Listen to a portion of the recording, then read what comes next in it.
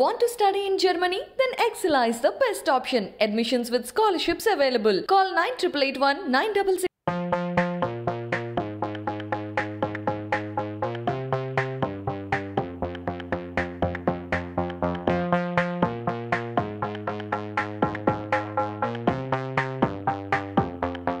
మాది పుట్టపల్లి గ్రామం.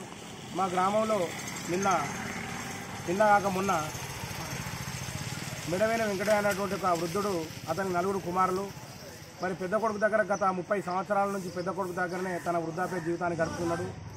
మరి తాను సంపాదించినటువంటి భూములు, జాగాలు, అదేవిధంగా నలుగురు అన్నదమ్ములకు వచ్చినటువంటి మనస్పార్థాల కారణంగా మిగతా ముగ్గురు అన్నదమ్ములు కలిపి మా దగ్గర కూడా ఉండాలి, మరి పెన్షన్ డబ్బులు కూడా పెద్ద కొడుకే తీసుకుంటున్నారని చెప్పి అదొక వాదన తీసుకురావడం వల్ల నలుగురు పెద్ద మనుషులు కూర్చుండి నలుగురు కుమారులతోటి ఎక్కడ 2 నెలలు ఉండాలని చెప్పి పెద్ద మనుషులు తీర్మానం చేశారు. తీర్మానంలో భాగంగా రెండవ కొడుకు మరి పక్క గ్రామైనటువంటి నాగపేట గ్రామంలో ఉంటాడు.